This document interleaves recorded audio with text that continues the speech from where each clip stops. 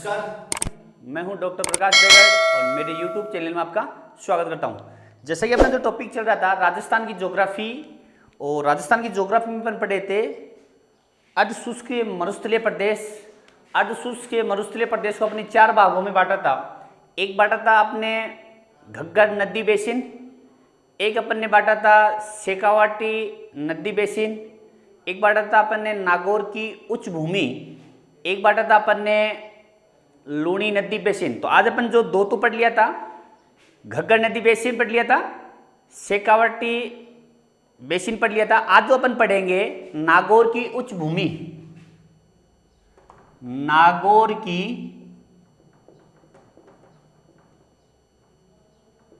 उच्च भूमि। नाम से ही पता है नागौर की उच्च भूमि कि नागौर जिले में, या अपन कहते हैं इस भूभाग में ये समुद्र तल से, समुद्र तल से औसतन 300 मीटर से 500 मीटर ऊंचा होने के कारण, ऊंचा होने के कारण इस भूभाग को उच्च भूमि नाम से संबोधित किया जाता है। कहने का मतलब है कि ये जो समुद्र तल से है 300 से लेकर 500 मीटर की जो ऊंचाई, औसतन इसकी ऊंचाई पाई जाती है, इस ऊंचाई के कारण नागौर की जो उच्च भूमि के नाम से इसको जाना जाता है। इसका मुख्य विस्तार कहां से कहां तक है, तो इसका विस्तार ये नागौर और नागौर के सीमावर्ती, नागौर और नागौर के सीमावर्ती जिले कौन कौन से होते हैं, तो सीकर, नागौर और नागौर के सीमावर्ती क्षेत्र सीकर, उसके बाद आपका बीकानेर, और उसके बाद में आपका क्या मिलेगा, अजमेर। कौन कौन से है? इसका विस्तार नागौर, सीकर, बीकानेर और अजमेर, इन 4 जिलों में इस नागौर की उच्च भूमि का विस्तार माना जाता है। फिर ये जो भूभाग है, यहां का इस भूभाग में NaCl की अधिकता है। अधिकता होने के कारण यह भूभाग आंतरिक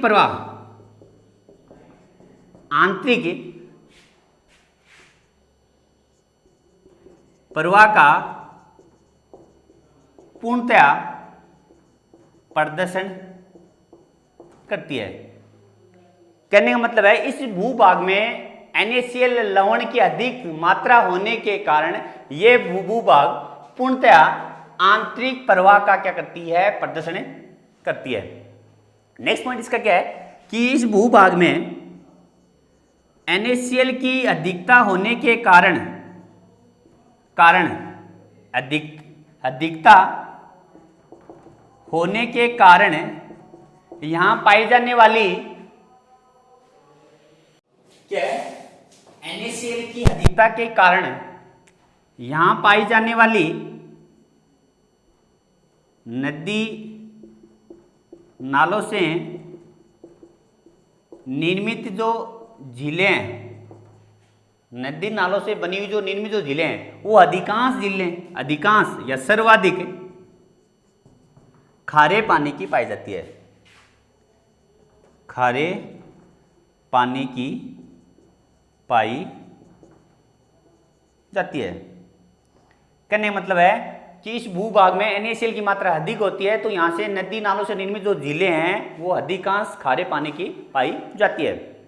सेकंड बात, इसमें क्वेश्चन किस प्रकार पूछता है, ये पूछ सकता है कि सर्वाधिक पाई जाने वाली खारे पानी की झील कहां पाई जाती है, तो अपन कहेंगे सर्वाधिक खारे पानी की झीलें इस भूभाग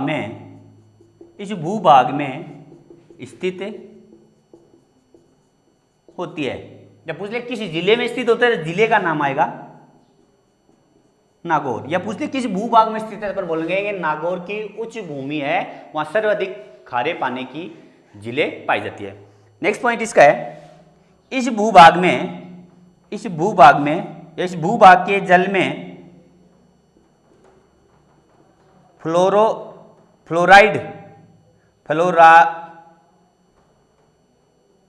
फ्लोराइड की मात्रा अधिक पाई जाती है। इस कारण इसके जल को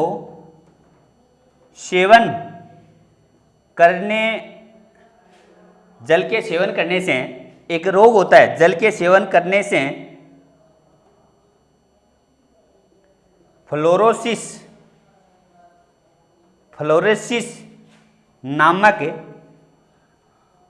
नामक रोग से ग्रसित हो जाते हैं। और ये जो फ्लोरोसिस रोग होता है, ये रोग क्या आता है, इससे शरीर की हड्डियां क्या हो जाती है, कमजोर हो जाती है। शरीर की हड्डियां क्या हो जाती है, कमजोर हो जाती है। अगली मुख्य बात क्या है कि अपन नागौर से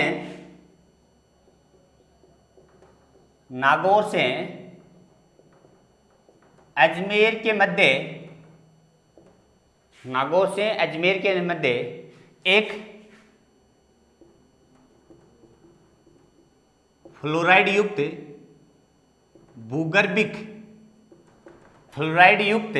भूगर्भिक पट्टी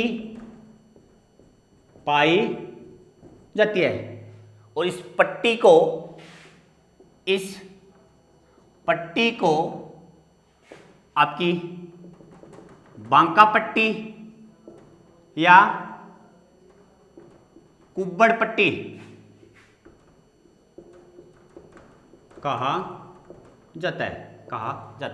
कहने का मतलब है कि आपको पूछ ले बांका पट्टी या कुब्बड़ पट्टी किस भूभाग में पाया जाता है, अपन बोलेंगे नागौर की उच्च भूमि में बांका पट्टी या कुब्बड़ पट्टी पाई जाती है। इसके अलावा इसकी क्या मुख्य विशेषता क्या है कि इस भूभाग में विश्व प्रसिद्ध सफेद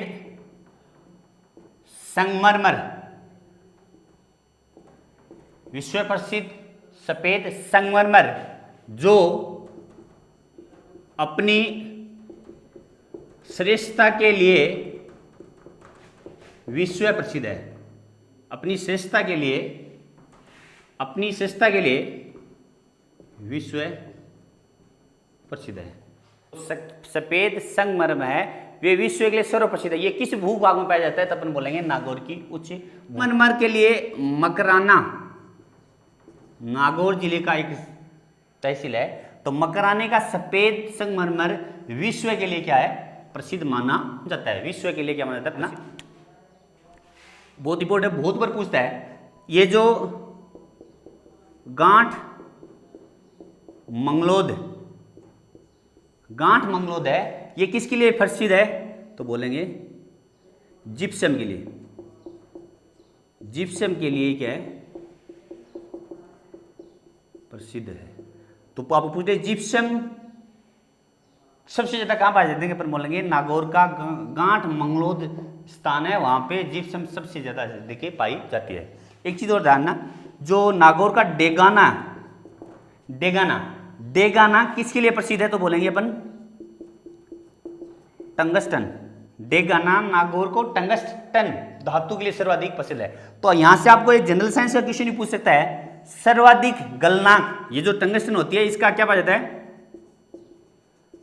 सर्वाधिक गलनांक पाए जाने वाली धातु कौन सी है, सर्वाधिक गलनांक पाए जाने वाली धातु को बोलेंगे तो अपन बोलेंगे टंगस्टन। और सर्वाधिक राजस्थान में टंगस्टन कहां पाया जाता है। इसके अलावा इस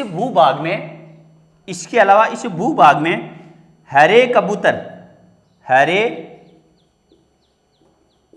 कबूतर जो विश्व प्रसिद्ध है, हरे कबूतर जो क्या है, विश्व प्रसिद्ध माना जाता है। हरे कबूतर विश्व प्रसिद्ध माना जाता है। एक थोड़ी सी इसमें और बात ध्यान रखना कि नावा और पर्वतसर ये दो शहर को छोड़ के, नावा और परबतसर शहर की जो पहाड़ियां हैं इसको छोड़ के इस भूभाग में कहीं भी पहाड़ियां नहीं पाई जाती है, कहीं भी पहाड़ियां। चौथा जो प्रकार बचा है वो बचा आपका लूनी नदी बेसिन। तो लूनी नदी बेसिन को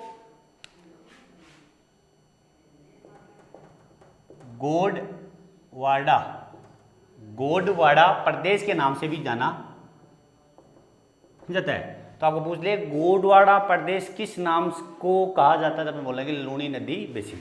ये जो लूनी नदी बेसिन है ये मुख्यतः इसका विस्तार, लूनी नदी बेसिन का जो विस्तार है मुख्यतः 6 जिलों में पाया जाता है। कितने जिलों में पाया जाता है? 6 जिलों में लूनी नदी का बेसिन पाया जाता है। 6 जिले कौन कौन से हैं? तो अपन कहेंगे लूनी नदी का विस्तार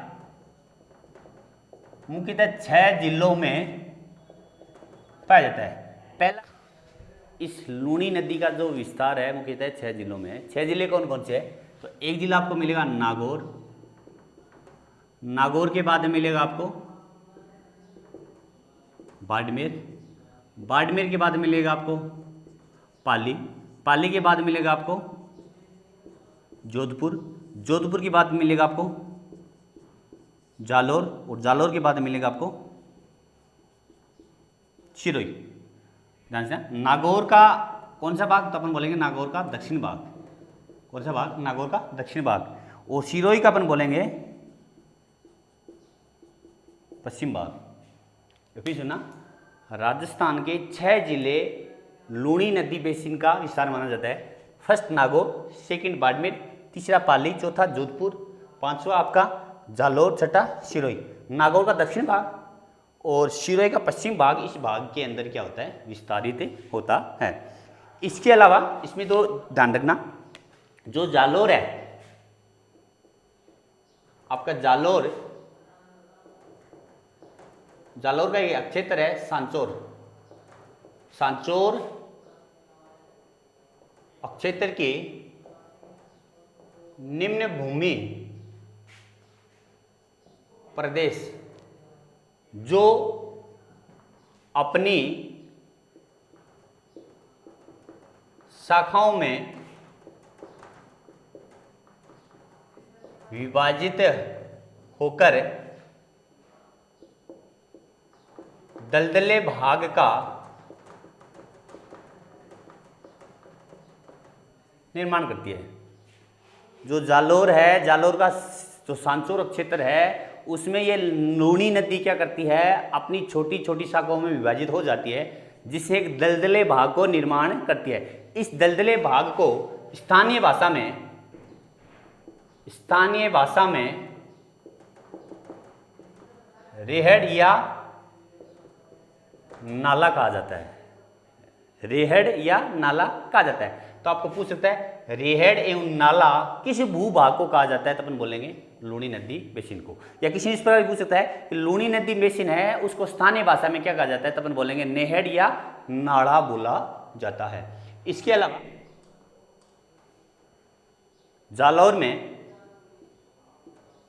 लूनी नदी अपनी शाखाओं में विभाजित हो जाती है। किस स्थान पे? तो अपन बोलेंगे सांचौर में। किस स्थान पे हो जाती है? तो अपन बोलेंगे सांचौर में। तो सांचौर को राजस्थान का पंजाब भी कहा जाता है, सांचौर को राजस्थान का पंजाब भी कहा जाता है। तो आपको क्वेश्चन पूछ ले एग्जाम में कि राजस्थान का पंजाब कहाँ है? तो अपन बोलेंगे जालोर का जो सांचौर क्षेत्र है उसको कहा जाता है। क्यों कहा जाता है? तो अपन बोलेंगे जो लूनी नदी है ये सांचौर में आके अपनी शाखाओं में बट जाती है, इस कारण से राजस्थान का उदाहरण इसमें है कि ये जो आपका जालोर का सांचौर एवं बाड़मेर का बाकासर दोनों क्षेत्र समुद्र तल से हैं, समुद्र तल से मात्र 50 मीटर ऊंचा है, 50 मीटर ऊंचा है। इस कारण राजस्थान का सर्वाधिक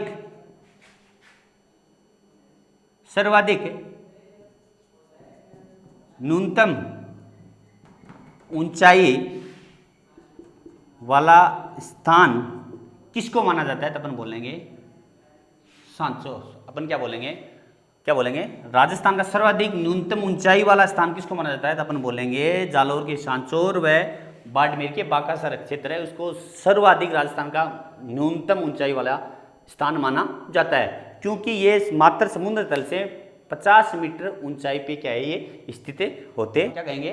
इस भूभाग में ग्रेनाइट चट्टानों की जमाव के कारण कुछ घुमावदार या गोलाकार पहाड़ियां पाई जाती है, जो विश्व में क्या है प्रसिद्ध पाई जाती है। ये मुख्यतः पहाड़ियां कौन कौन सी है? तो एक पहाड़ी इसमें है छप्पन का भोग, दूसरा है